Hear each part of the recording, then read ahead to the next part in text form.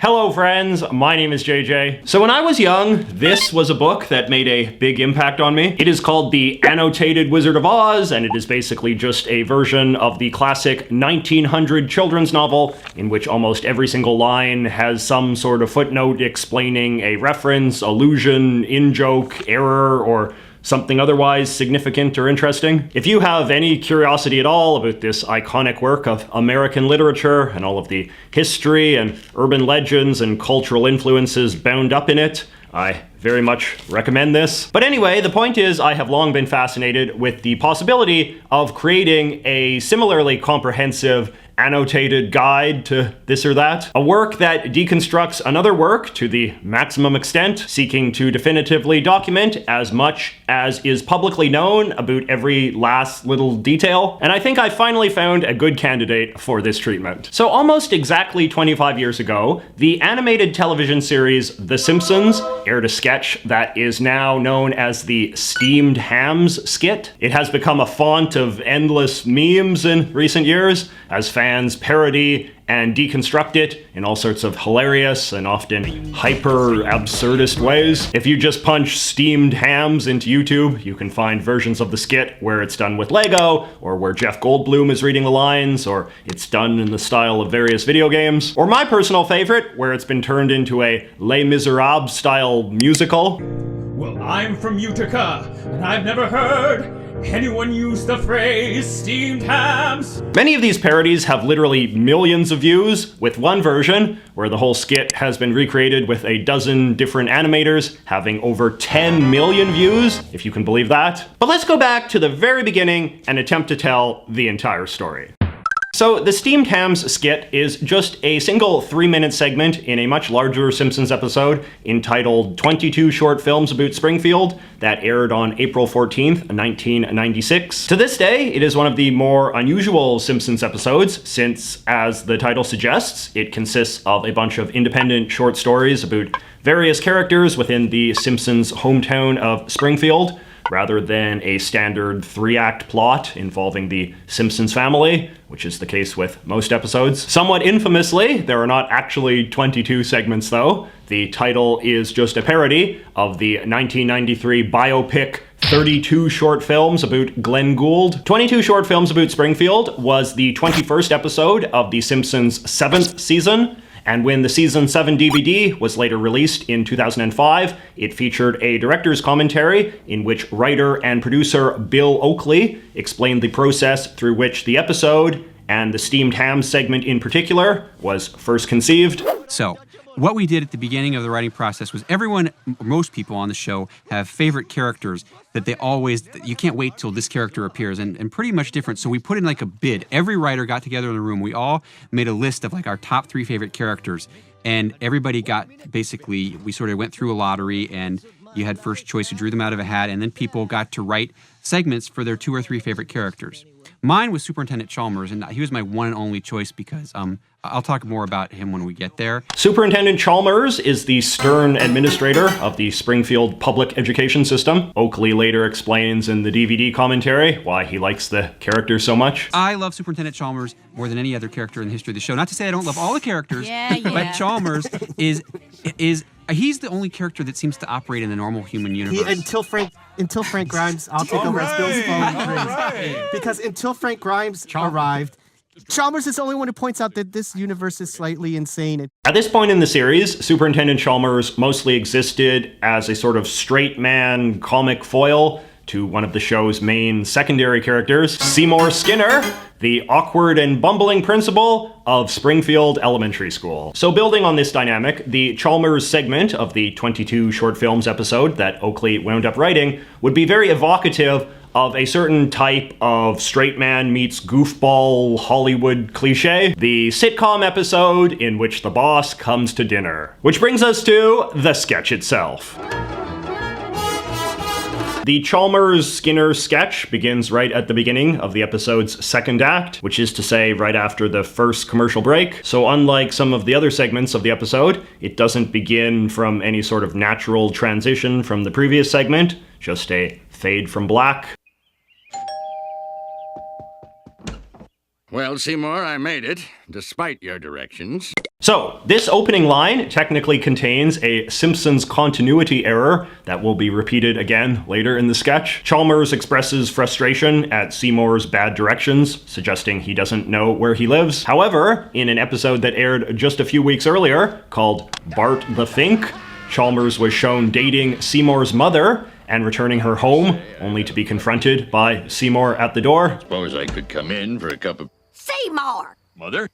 Superintendent Chalmers. Skinner! Both of these episodes even had the same director. Ah, Superintendent Chalmers, welcome. I hope you're prepared for an unforgettable luncheon. Seymour's use of the weirdly formal term luncheon instead of just lunch has become one of the most iconic lines of this segment, but it nearly wasn't used at all. In 2018, Bill Oakley tweeted out the draft version of his script, which was basically identical to the final version, with only a couple of tiny word changes or trims here or there. The most significant alteration, however, was that in the draft version, Seymour promised the superintendent an unforgettable dinner instead of an unforgettable luncheon, which is then repeated at the end of the skit when Chalmers thanks Seymour for a pleasant dinner. The reason this line had to be changed had nothing to do with making the scene funnier, but rather to make it integrate with the rest of the sketches in the larger episode, all of which take place in the afternoon. Oh, ye gods! My roast is ruined! Skinner is apparently intending to feed Chalmers a ham. In a much, much later episode, in season 30, Chalmers is established as being Jewish. But what if I were to purchase fast food and disguise it as my own cooking? Ho, ho, ho, ho, ho. Delightfully devilish, Seymour. Hamburgers and fast food are one of the reoccurring themes of this episode and are referenced in some form in several of the other skits. In fact, the Krusty Burger restaurant itself is the setting of a later segment with the cops. A lot of this burger stuff is in reference to the fact that a lot of the episode is based around the movie Pulp Fiction, in which fast food is a reoccurring theme as well.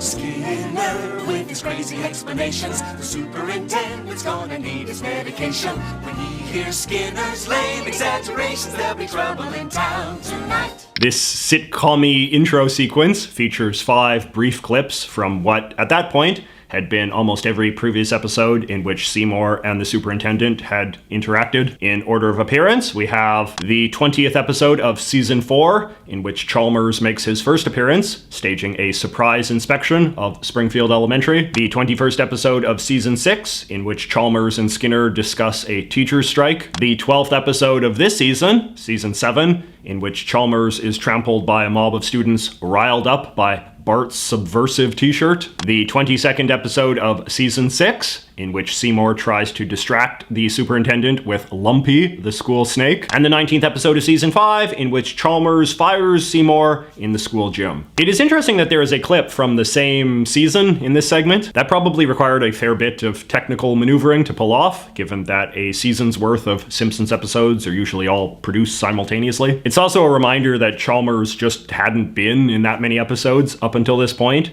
which says something about what a memorable character he was. Seymour! Chalmers screams Seymour, which is similar to, but distinct from, the scream that would later become his most famous catchphrase. Skinner! Skinner! Skinner! Skinner! This is just more evidence of the extent that the character was still in a relatively early phase at this point. Superintendent, I was just stretching my calves on the windowsill. Isometric exercise. Care to join me?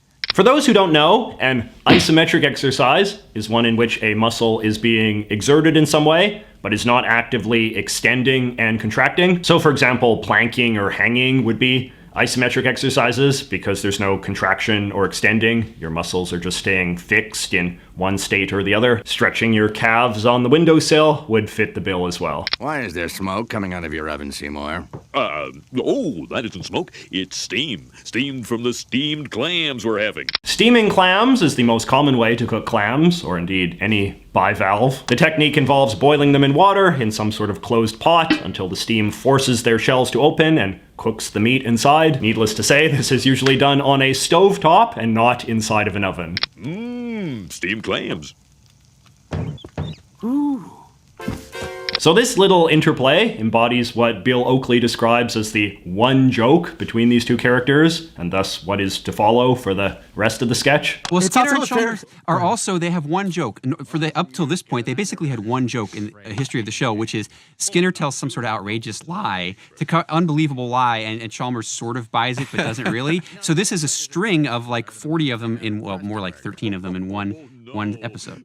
Superintendent, I hope you're ready for mouth-watering hamburgers. Seymour always refers to Chalmers by the title Superintendent, an excess of formality that is a reflection of his obsequious nature. Chalmers' actual first name, Gary, wouldn't be revealed until over a decade later in a season 18 episode in 2007. I thought we were having steamed clams. No, I said steamed hams. That's what I call hamburgers. So here is where we get the iconic line, steamed hams. In recent years, some Americans have taken to pointing out to anyone who will listen that steamed hams are in fact an actual style of hamburger in a certain region of Connecticut. Bill Oakley gave a brief interview about this in a 2020 video on the YouTube channel First We Feast. At the time, I didn't know that there was a regional burger called the steamed cheeseburger. In fact, I just heard of that a couple years ago. And it is baffling to me that such a thing exists and has existed for a long time, I guess. I've never had a steamed cheeseburger, although I've had a lot of people send me photos and videos of the steamed cheeseburger. Actual Connecticut-style steamed hams of this sort are made by cooking ground beef in a special sort of steamer contraption, as you can see in this footage from a different First We Feast video about regional burgers of America. You call hamburgers steamed hams? Yes, it's a regional dialect. What region? Upstate New York? Really? Well, I'm from Utica, and I've never heard anyone use the phrase steamed hams. Oh, not in Utica. No, it's an Albany expression. I see. So Utica and Albany are both cities in the northern part of New York State, the region colloquially known as Upstate. Bill Oakley and Josh Weinstein talk a bit about why they went with these cities specifically in the DVD commentary. You'll also notice that this segment mentions Utica and Albany, which seem to recur a number of times Yes. What's in The that Simpsons. about? We're like, look out, Utica. Remember from Springfield That's as well. because you and me keep putting it in. Because It sounds funny. it's another sort of humor of the boring, I suppose. Yeah. The decision to make Chalmers from Utica was later contradicted in a season 10 episode when, as part of a gag about cities with suggestive names, he claims to be from Queens, which is in New York City. Hey, Chalmers, where are you from? Well, I was born in Queens, went to Ball State, then made the move to Intercourse, Pennsylvania. Why do you ask? You know, these hamburgers are quite similar to the ones they have at Krusty Burger. Oh, no. Patented Skinner burgers. Old family recipe. For steamed hams. Yes. Yes, and you call them steamed hams despite the fact they are obviously grilled. Throughout The Simpsons, and this episode in particular, Krusty Burger is often analogized as being very much like McDonald's. However, in grilling their burgers in this way, with some sort of open flame grill capable of leaving grill marks, Krusty Burger is actually apparently much more like McDonald's arch-rival Burger King. McDonald's burgers are grilled on a flat griddle-type surface that leaves no marks, while Burger King has long sought to distinguish itself by using a flame grill that does. This sequence is also notable for having an animation error. Seymour brings in a platter with 4 burgers, and he and Chalmers are depicted as eating 1 burger each. Yet in the subsequent wide shot, there is only 1 burger left on the tray. You know, one thing I should... Excuse me for 1 second. Of course. Oh, well, that was wonderful. Good time was had by all. I'm pooped. Yes, I should be. Good Lord, what is happening in there? Aurora borealis? Aurora borealis. At this time of year, at this time of day, in this part of the country, localized entirely within your kitchen. Yes. May I see it? No. Aurora borealis is the technical name for the brilliant environmental phenomenon, better known as the Northern Lights. In fact, the name just literally means lights of the north in Latin. As Chalmers alludes, the spectacle can only be clearly seen during a winter night in the most northern parts of North America. Seymour, the house is on fire! No, Mother, it's just the Northern Lights. We finally hear from the third character in this sketch, Principal Skinner's mother, Agnes, who lives with him. And once again, the fact that Chalmers stands so indifferent to her suffering seems to contradict the fact that in an earlier episode in the same season, the two were shown dating. Well, Seymour, you are an odd fellow, but I must say, you steam a good ham. Help! Help!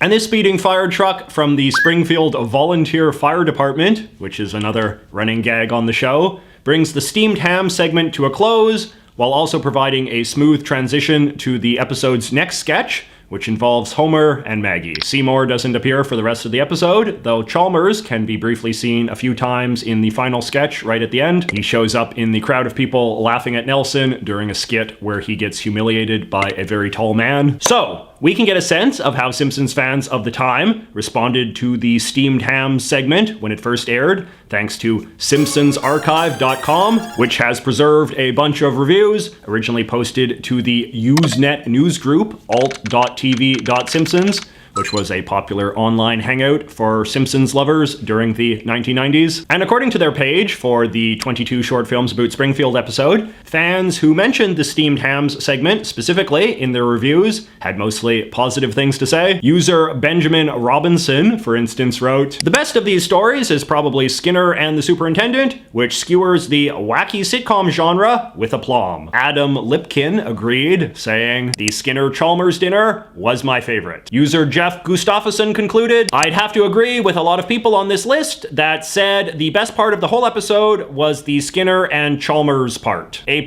It wasn't a universal conclusion, however. User Haynes Lee complained that the Skinner short was stretched way too long. It is worth noting that it was in fact the longest sketch in the entire episode. Positive reviews or not, the steamed ham segment would not actually be referenced in The Simpsons again for almost 22 years. In 2018, in the first episode of season 30, the opening sequence features a montage of several memorable Simpsons moments from the last 30 years, including Steamed ham. 2 years later, in 2020-2021, there were 2 steamed ham references in season 32. In the 8th episode of the season, Seymour and Chalmers go on a road trip together, and at one point they pass a restaurant called Steamed Hams. Meanwhile, in the 16th episode of season 30, the closing credits feature a bunch of Christmas cards from various Simpsons characters, including this steamed hams themed one from Seymour. These references seem to reflect the Simpsons writers' growing awareness of the memification of the steamed ham segment, which itself only happened relatively recently. According to the website Know Your Meme, there is evidence of people circulating steamed hams memes as early as 2007, but it's also not really clear that any one person or group in particular can be credited with definitively starting the fad. As the editor-in-chief of Know Your Meme would later conclude in an interview with Mel magazine, what might have happened is that because The Simpsons is so popular, it could have arisen independently in multiple ways as an inside joke, as Bill Oakley says in the same article. It's hard to get into the specific weirdness of its success, but I think that part of the reason it's successful is because it pushes that nostalgia buzzer for Simpsons fans. It's become like a code word for Simpsons fans that then snowballed and fed upon itself and became a microcosm of Simpsons nostalgia. What does seem clear, however, is that the golden age of steamed ham memes was instigated when Oakley himself posted that draft script I mentioned earlier on Twitter in January of 2018. It was in the weeks immediately following that move that all of these million view plus parody videos started being posted on YouTube in a mad deluge, almost all of which are given some version of the title Steamed Hams, but the flow has slowed down considerably in recent years, but still continues very much to this day. And so there you go, the annotated steamed hams. Do you know any subtleties about the steamed hams sketch that I missed? Or do you have something else that you would love to see me ridiculously overanalyze someday? Let me know in the comments, and I will see you next week. Seymour, I made it, despite your directions.